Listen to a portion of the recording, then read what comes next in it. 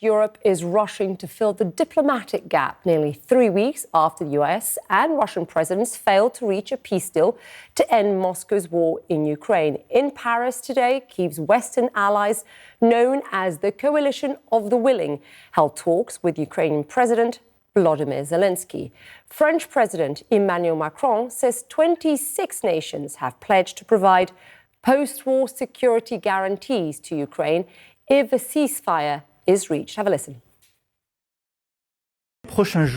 In the coming days, we are going to finalize the American support for these security guarantees. The United States, as I mentioned, has been involved in every step of the process. Well, the White House says Mr. Zelensky and Mr. Trump spoke on the phone earlier. Both US and European officials raising the idea of secondary sanctions, which would impact countries that trade, of course, with Russia. Trump says Europe must stop purchasing Russian oil and put economic pressure on China. Our Melissa Bell has more for you on Europe's post-war plan from Paris.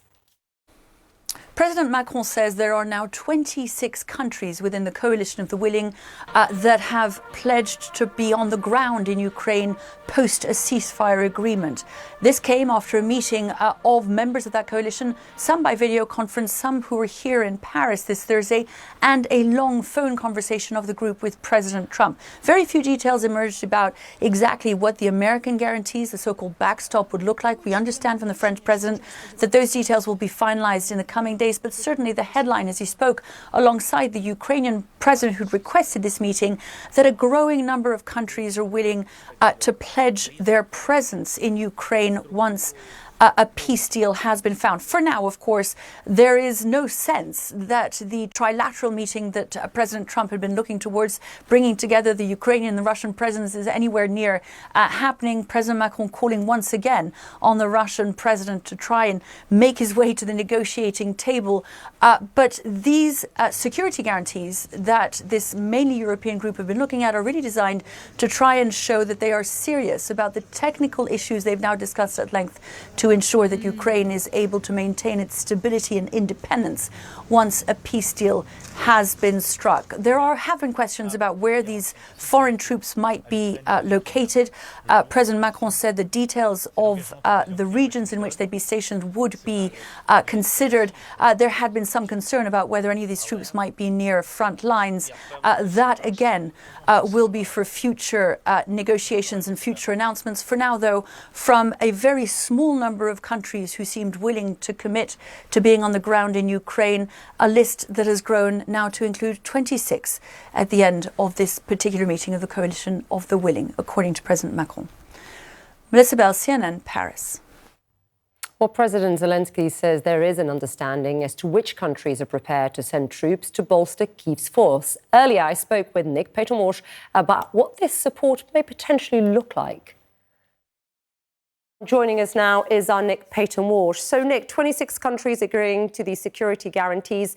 What would that look like on the ground, and what role would the US play potentially here? There's a huge amount we don't know about this. What we do know is the psychological significance of European countries like France, probably the United Kingdom, saying that they would put troops on the ground physically inside of Ukraine. Russia's already rejected that as a principle, but for Ukrainians, it is huge.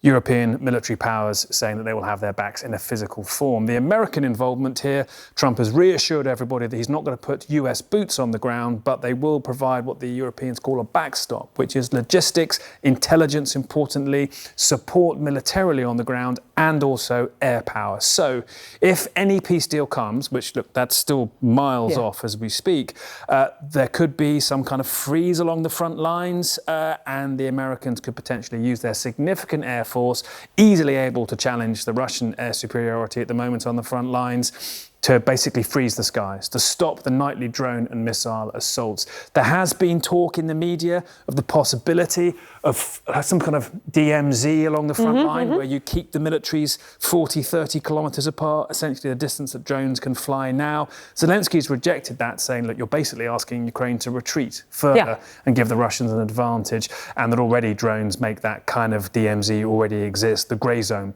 as they call it. So we don't know a lot about the details, but it looks like you would see European troops almost certainly in the capital, probably in a major city like Dnipro down here. They talk about defending the ports. That's going to mean Odessa here as well. But are you going to see them on the front line? I would say almost certainly not. They're going to be there as a psychological backup to the Ukrainians, saying that Europe and essentially by extension NATO has your back, but not actually doing any fighting. And if we quickly have a look at the map in terms of the front lines, you were there, 2 weeks or so ago. Give us a sense, or 2-3 weeks ago, give us a sense of what that looked like.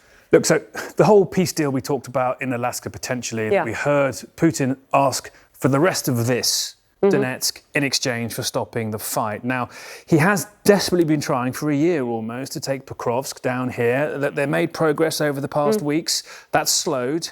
People we're talking to there on the Ukrainian side saying they think the Russians are having what they call kind of a smoking break, re-equipping, bringing up new units, getting ready for another push. They'll almost certainly make another effort where they've moved quite fast up here towards Konstantinivka. That's another key frontline town. And in their sights to Kramatorsk, where they've been moving fast up here, held back by the Ukrainians to try and cut that off too.